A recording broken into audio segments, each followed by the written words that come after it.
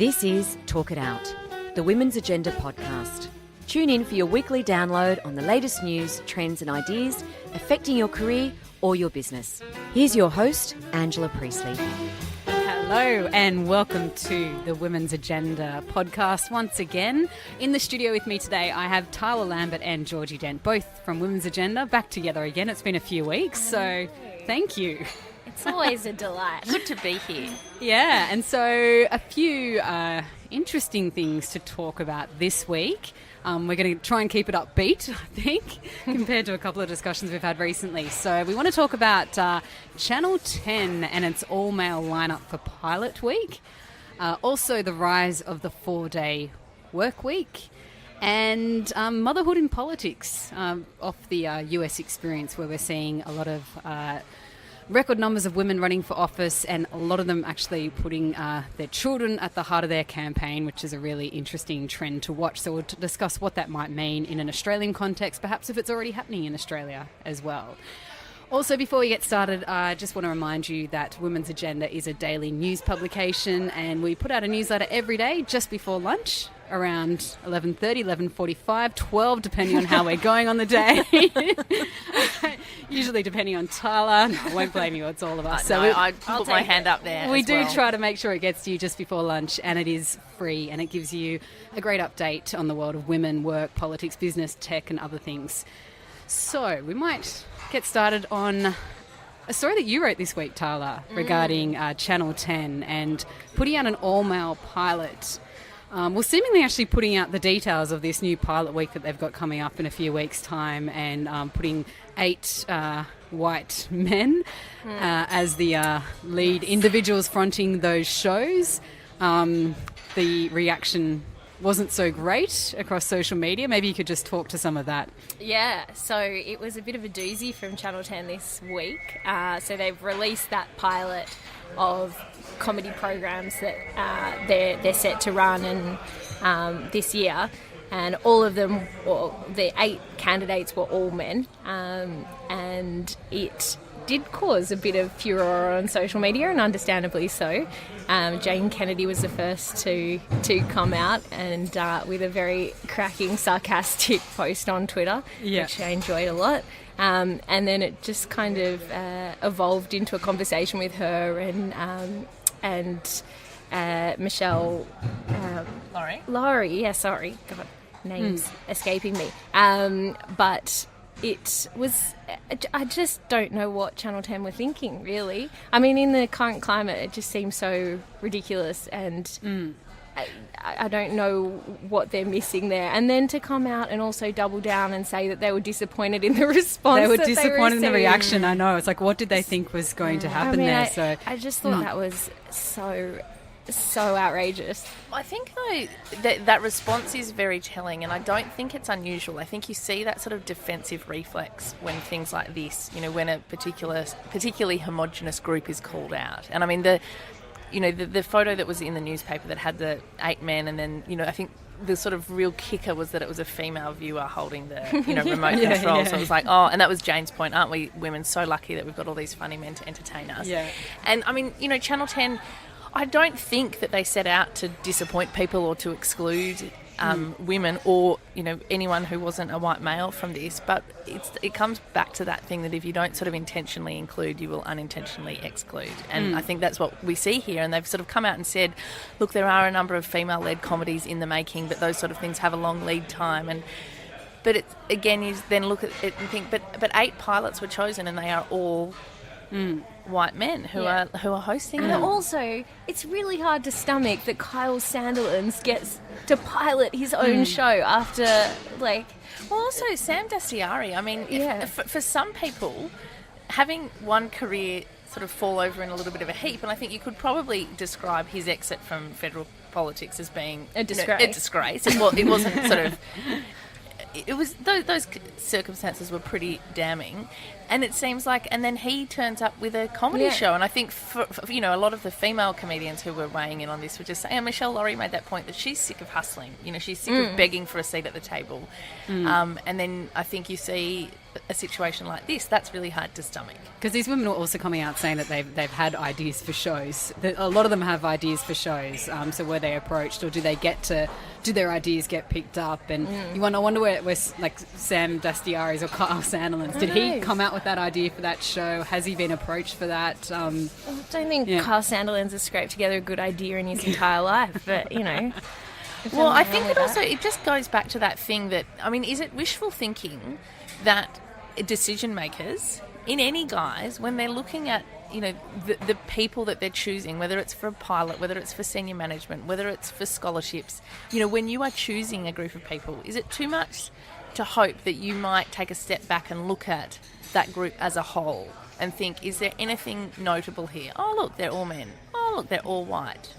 Does that mean that white men are the only funny people in Australia who should be heading up comedy shows? Or could it be that somewhere along the line, embedded in our decision-making process, even if it's unconscious, maybe we are excluding...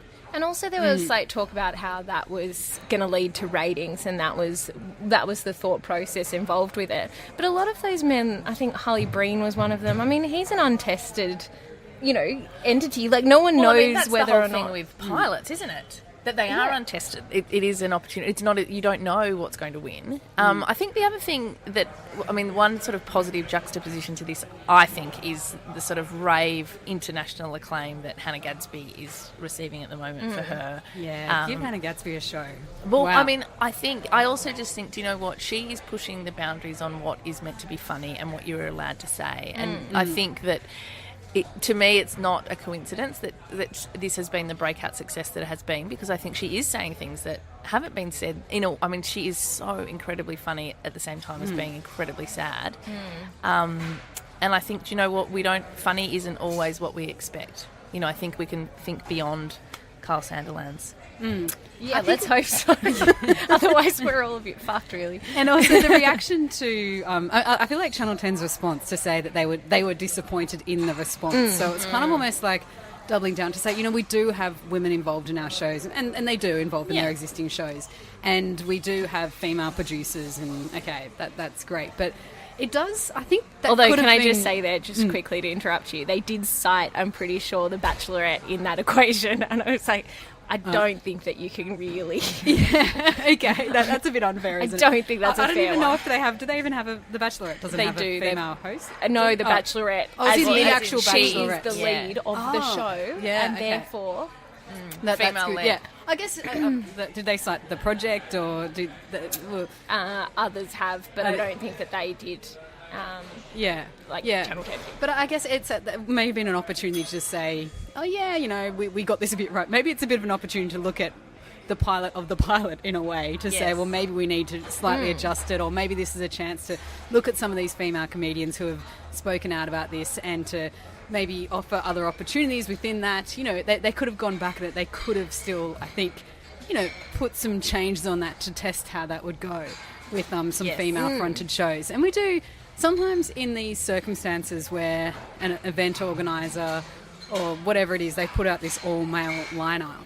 Often as soon as it's pointed out, they will quickly address it. Yeah. Which I thought was a bit strange in this scenario, because they kind of more doubled down on it instead. And also acknowledged that they weren't surprised by the reaction. It's like, if you're not surprised by the reaction, surely you don't want that reaction to happen. You've got 50% of your audience that are potentially pretty disillusioned with what you've done. Yeah. I mean, I think that the other thing that's really tricky in a situation like this is that for those individual men who've been picked, I mean, look, Sam Dastiari and Kyle Sandilands, it's a little bit different, because they're not, I mean, you wouldn't say they are tried and tested comedians who've been working their whole lives to get this one opportunity.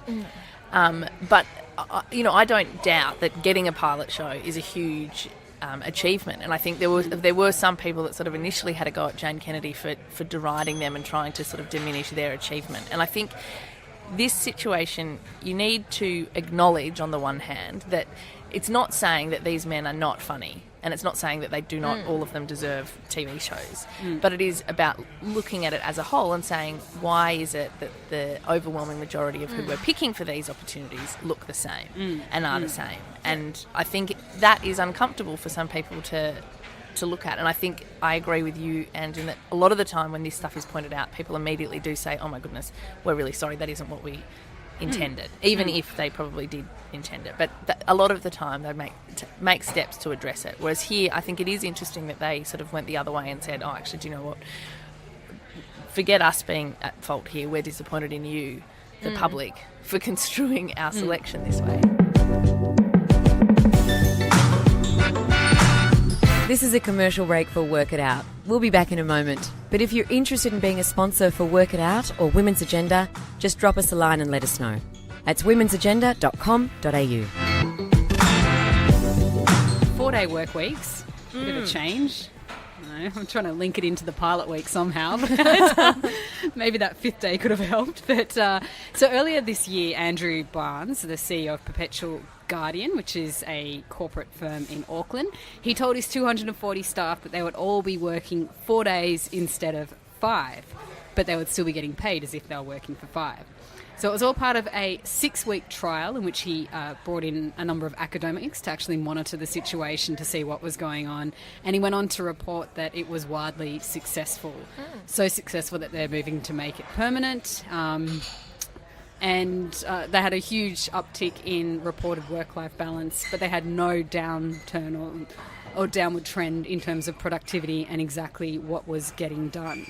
So, Georgie, I mean, we often talk about flexible work and how it's a bit more of a key to workplace gender equality, if we can mainstream flexible work. But what about ideas like this, just getting everyone to work shorter weeks in a way? I couldn't love this anymore, because I think it's a leader that is just saying, let's give this a try. Because we know, I mean, there's so many conversations, there's so much research out there about issues like flexibility, about work-life balance, about how various factors impact productivity. And hours at a desk are not necessarily indicative of, you know, the best or the most output.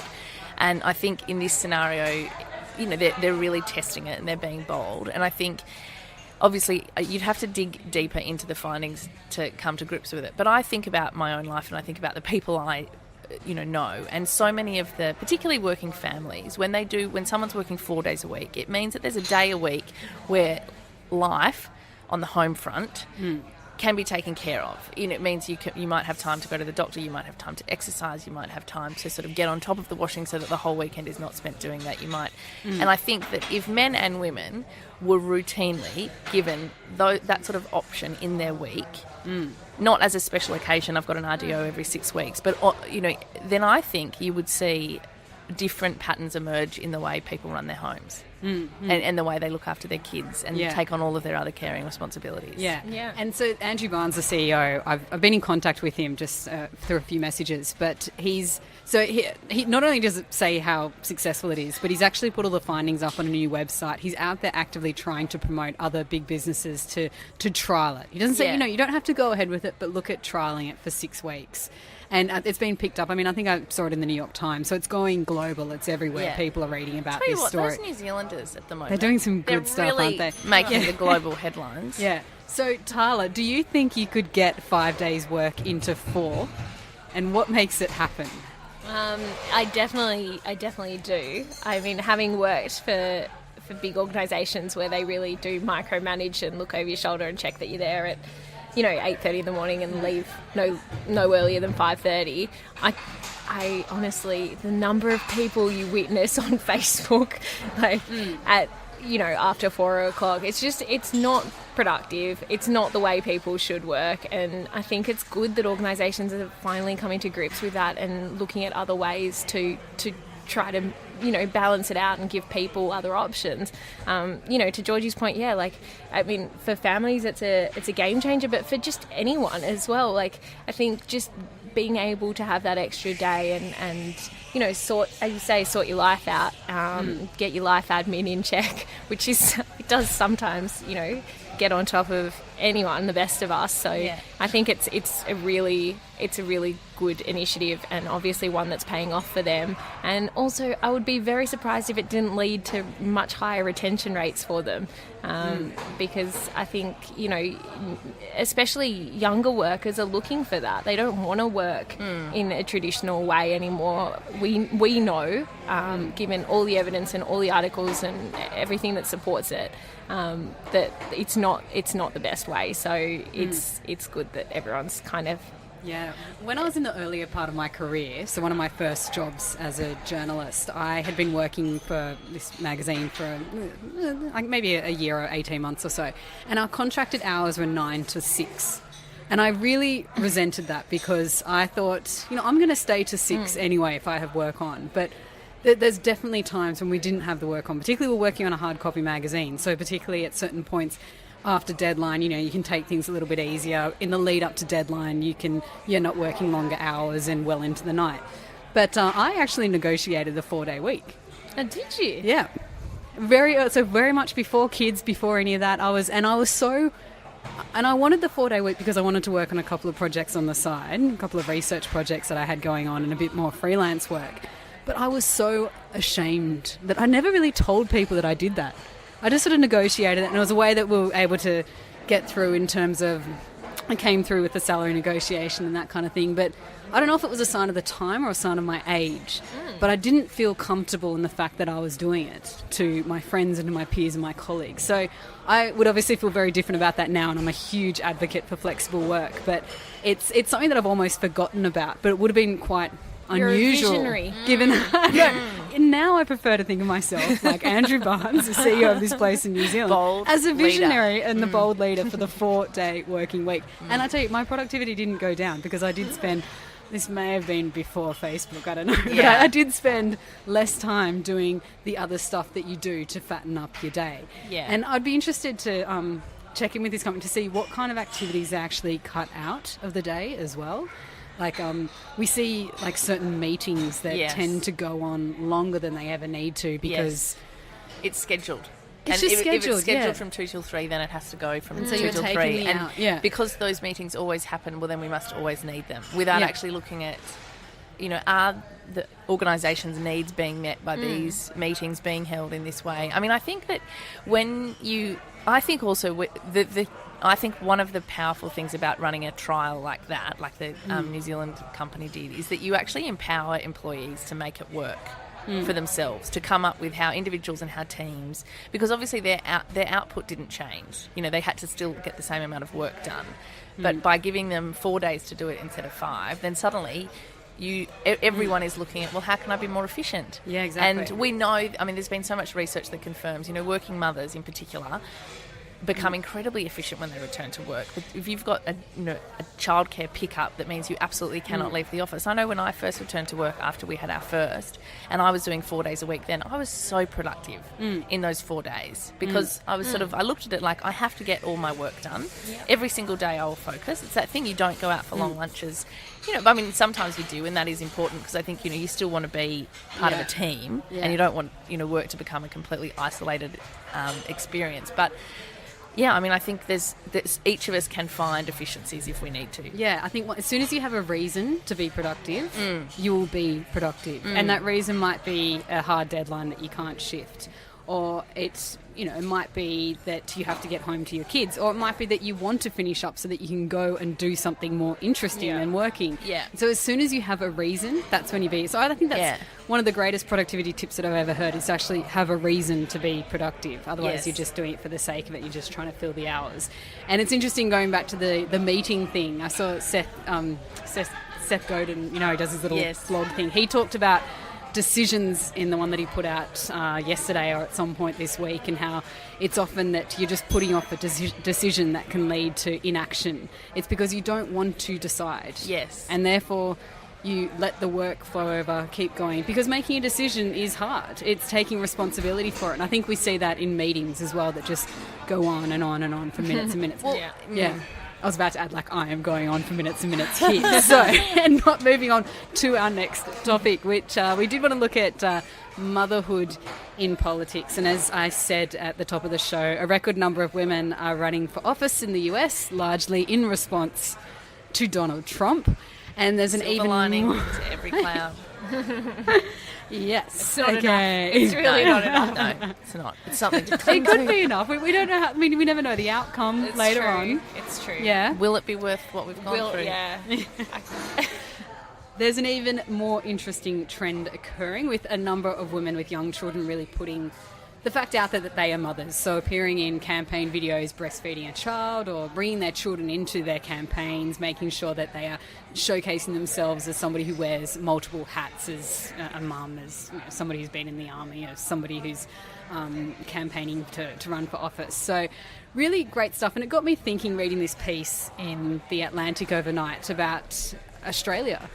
And, one thing, and I started writing about this today, and I really did push this idea that it'd be great to see more people pushing motherhood credentials as part of their campaigns in politics, because I think it is necessary to get that experience, particularly of people who have young children and are right in the thick of it, of being a working parent.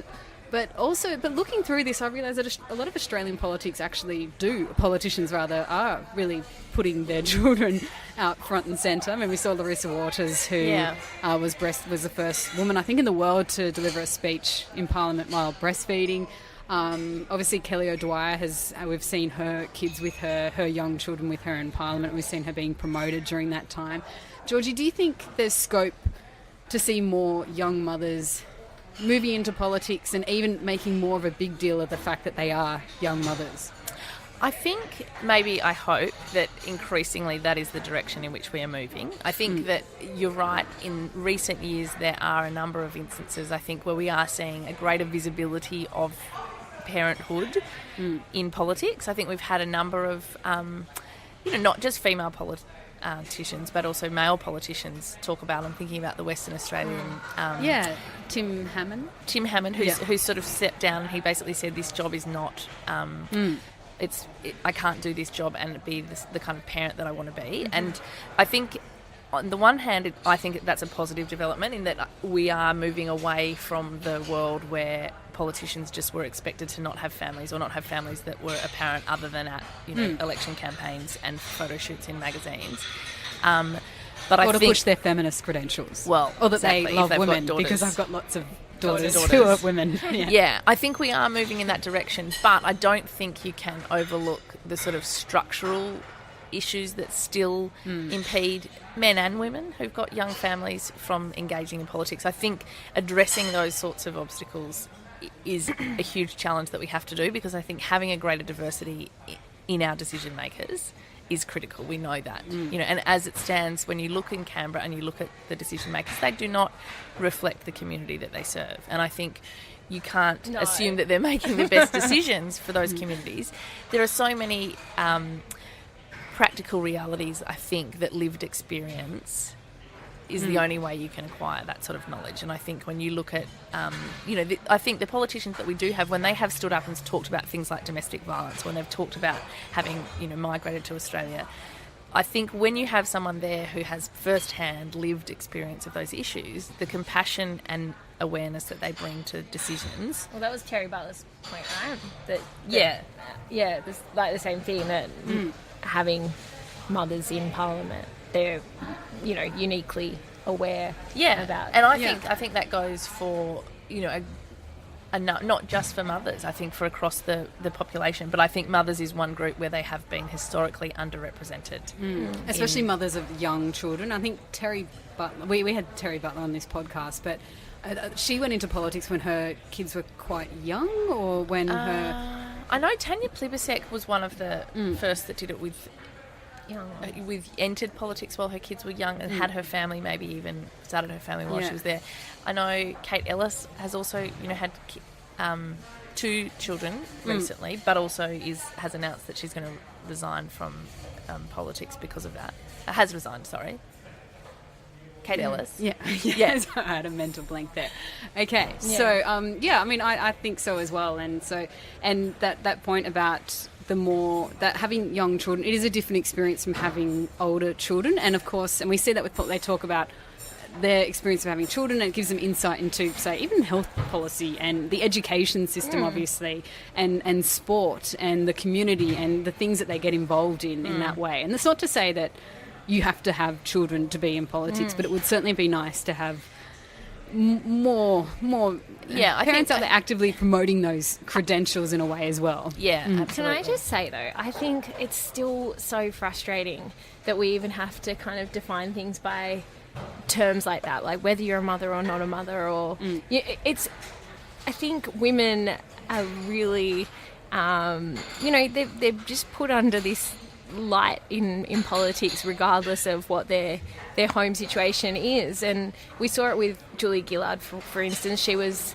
condemned almost for not being a mother and for being labelled barren, and that made her really cold and unnurturing. And I mean, the same, even though Hillary Clinton has obviously got Chelsea Clinton, she was also, looked at as though she was too cold and not nurturing enough. Yeah. And I think on the one hand, Theresa we May want definitely as well gets that she's not emotional enough. Yeah, Margaret Thatcher. Like, we want women. On the one hand, we want women to be, these maternal kind of nurturing people, but then we look at them and then we go, oh, you're too soft to be in Parliament, or you wouldn't be tough enough for this job. But then on the flip side, women that don't have kids are looked at and put under that scope of being like, well, you're ruthless. Like, you clearly there don't. is research that shows that women are, international research that shows that women are more unfairly judged if they don't have children in politics.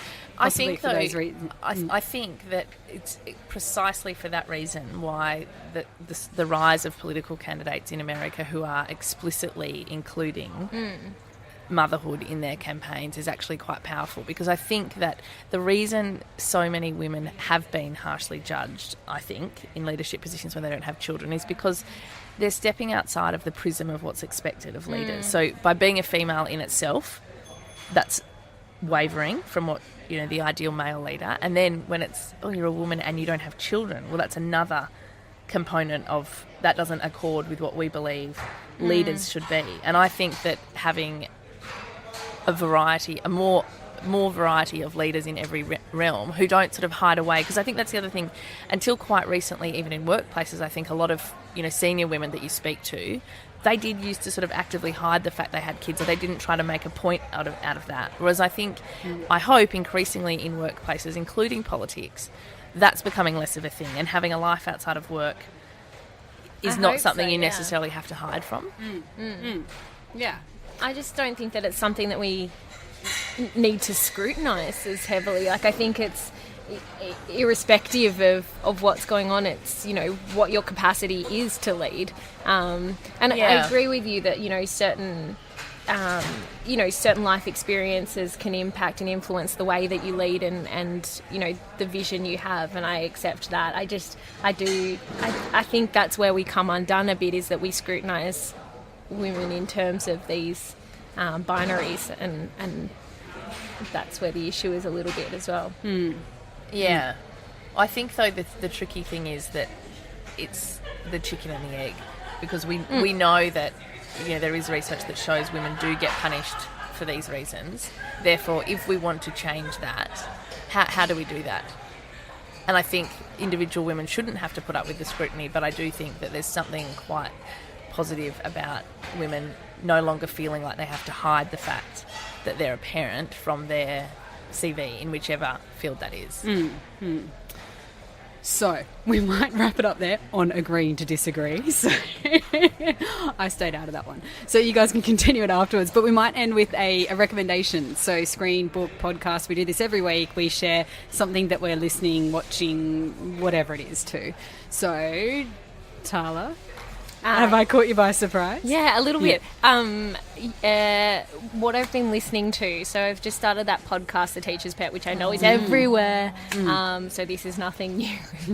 I apologise for that. But it is really interesting, and the research is so conclusive and really, really damning. And I mean, I'm only in a few episodes in, so I don't know what transpires, but it's really got me hooked. And just to elaborate a little bit further, so it's about the domestic violence case. Her husband was Chris Dawson, who played for the Newtown Jets and was a very prominent rugby league star, and her death was very much swept under the rug, and no one has really dug around it for a long It was time. in the early 80s, wasn't it? Yeah. Yeah. January 1982. Oh, okay. Oh, you're onto it too. Yeah. Well, I was going to say that as Before my we were born. recommendation. Oh, sorry. No, that's fine. But I just know that. So that was the year I was born, and so it's 36 years ago, and they've never found her body. So they don't. I mean, it is presumed that she's been murdered, but anyway, it is. I agree. It's very, very good. The other thing I will add is that after Angela's recommendation a few weeks ago, I did binge watch Angela Vitulkas, So not one of my Angela Priestley. recommendations. Sorry. One of my weird books, or Well, no, but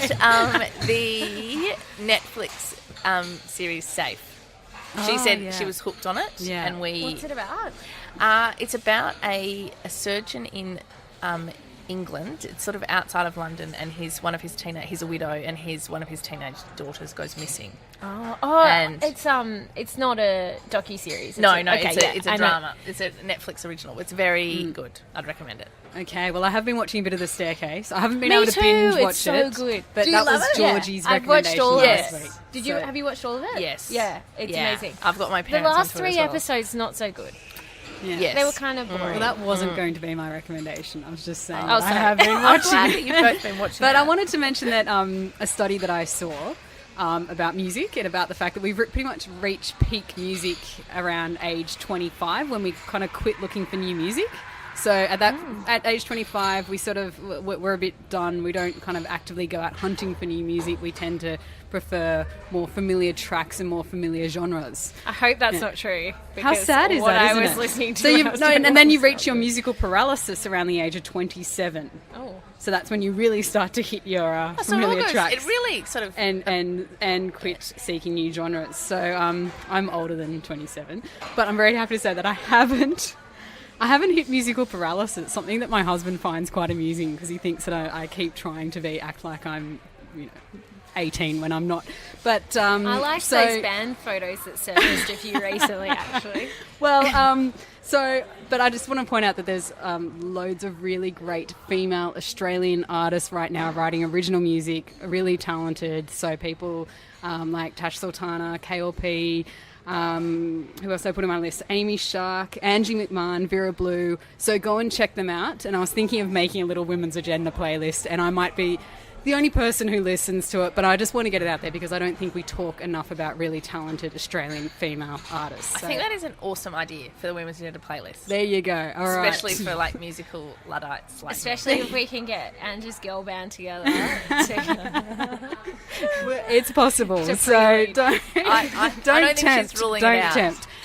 Thank you for listening. Thank you, Georgie and Tyler, for being here. And a reminder again that you can subscribe to Women's Agenda, or you can actually just check out our content on our website. Follow us on Facebook, Instagram, Twitter, all the usual places.